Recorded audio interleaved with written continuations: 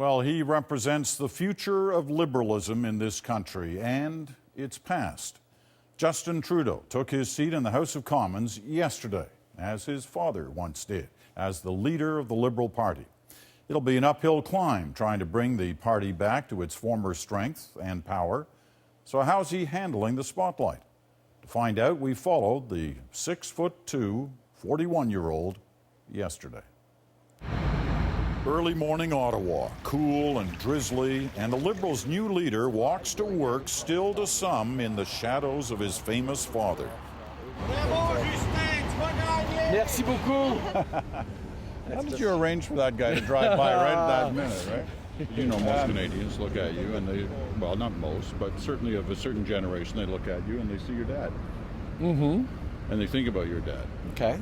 That's okay, that's no problem. That's okay. I'm incredibly proud of my dad. But my father wasn't a political mentor to me. He was my father.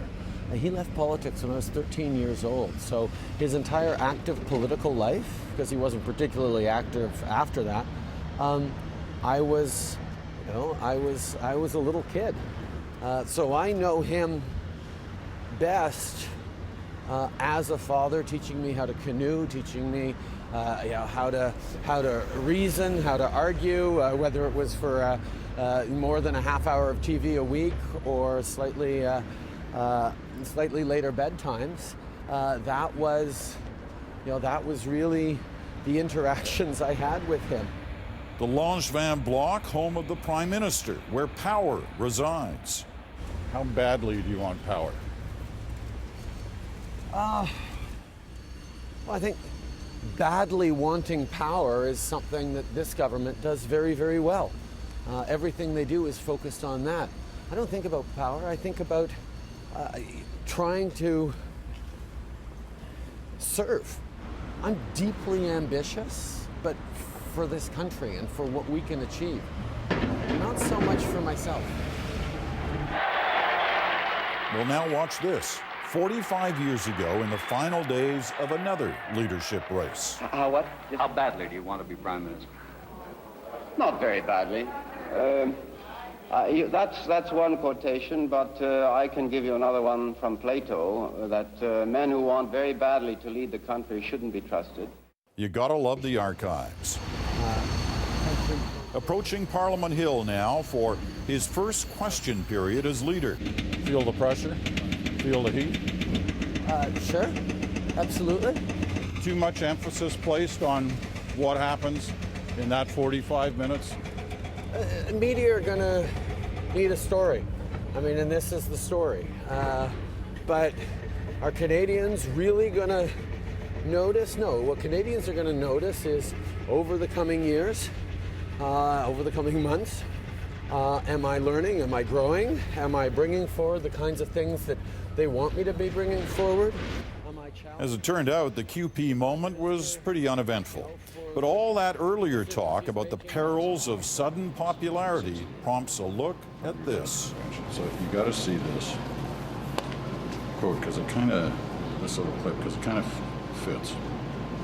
You know, this kind of popularity is easily lost, perhaps easily won. Easy come, easy go.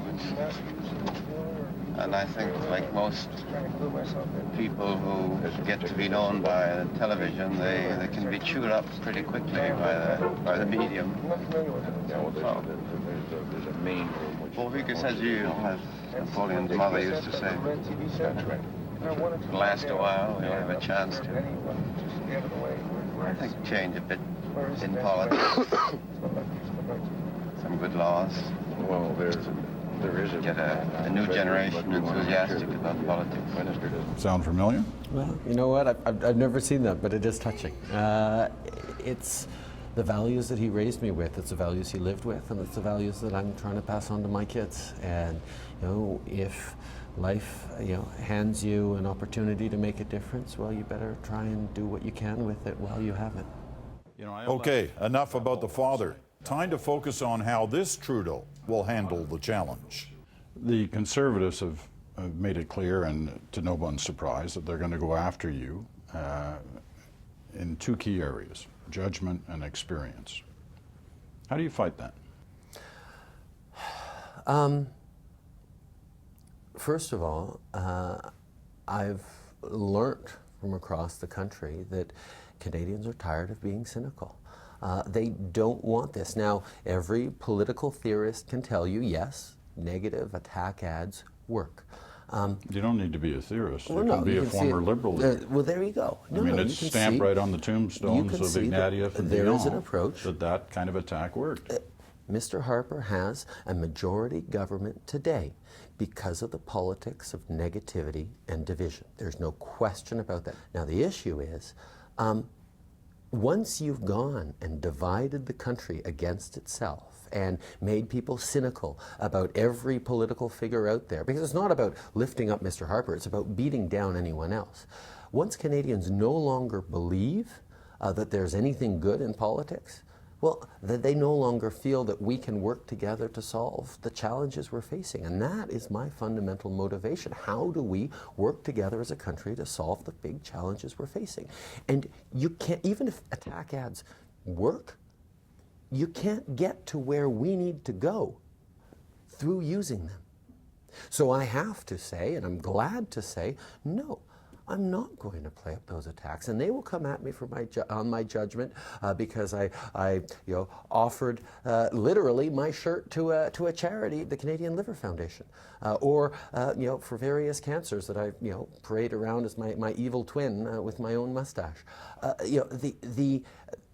The challenge that I have is to get Canadians to move away from, oh, look at that fellow in his undershirt, he mustn't have much judgment, to, oh, look at Mr. Harper raising taxes on tricycles and baby clothes. He must have very poor judgment. And I do that in a way that is positive, not in negative. And you think people will buy that? They will see the difference? I'm gambling on that. I'm gambling my entire career on Canadians being better. Let me ask you two specific questions on the economy that all Canadians understand, because they've heard them debated either for years or for decades. One's on the deficit. Mm-hmm. Where are you? Do you believe that deficit should continue to come down to please financial markets? Or do you believe that deficits can either stay where they are or increase in the belief that that stimulates the economy and creates jobs? Which side are you on? I'm definitely someone who thinks that the deficit should come down. I'd much rather be part of a government with a surplus than a deficit. But that doesn't mean I'm opposed to borrowing when we need to. If we need to stimulate the economy, I mean, there's nothing wrong with going to the bank and taking out a loan of $1,000. If you go and spend it on a new flat screen TV, that's different if you go and invest it in your buddy's startup company out of his garage and he goes on to succeed. One way, you're going to have trouble paying back that debt. Another way, you're going to profit from it, and it's keeping the economy rolling. So does the economy need to be stimulated right now? No. No, the economy needs to be managed right now. I think we're already deeply into deficit. We need to get out of deficit. The way to do that is to grow the economy. The way to do that is to make sure that we're not dogmatic about it. Mr. Harper and Mr. Flaherty have set up a specific target of we have to eliminate the deficit for 2015 just before the election, perhaps so we can offer all sorts of goodies to Canadians in a 2015 election campaign. And that's a political target that they are adjusting the reality of everything else around. They say we need infrastructure spending. That's great, but they're reducing infrastructure spending and promising to raise it after their mandate is over in 2016. F-35s, billions of dollars for a new fighter, fifth generation fighter, a stealth fighter. Where are you on that? Do you think this country needs a new fighter aircraft? That this is where billions of dollars should be spent, whether it's the F-35 or some other model? Is this something you think Canada needs at this time? Yes, we have a modern military. It will never be a huge military, but it needs to be an agile, lethal, force for an extension of Canadian foreign policy, for peacekeeping, peacemaking, for responding to counterinsurrection. So yes, we need to make sure that our army and our Canadian forces have the equipment they need. Now, Is that the F-35? Is it the 50, or is it the Gripen, or is it the Eurofighter? We're not having a very serious conversation about what our expectations are of the Canadian forces and what they're going to be required to do in the coming years. And for me, that's the starting point. Not, is this the fanciest jet we can give, but is this the jet that we are going to need to keep our troops effective and safe, and to achieve our foreign policy and policy goals to create a more secure world. What do you say to those who believe in the progressive side of politics, who argue at the same time that two parties fighting for the progressive vote will only ensure conservative governments for the future? I think that those people don't necessarily understand the political spectrum in this country, which is not about right and left, but about right, left, and center. And there are too many issues that the NDP stands for that I do not agree with, whether it's their distrust of trade, which for me is going to be an essential piece of middle-class prosperity. Export-intensive industries pay in general 50% higher salaries than non-export-intensive industries. We need trade because that leads to good middle-class jobs. And the NDP is definitely very troubled and even anti-trade in many situations. Similarly, in their approach to Quebec is an extension of what I see as the kind of dangerous approach that the progressive Conservatives had when they created a coalition with Lucien Bouchard and his soft nationalists. For me, that's not the direction we need to go, and there are too many things that I'm not willing to make compromises on to win at all costs. And that's the other issue. I mean, Canadians are tired of this, win at all costs mentality that the Conservatives are putting forward.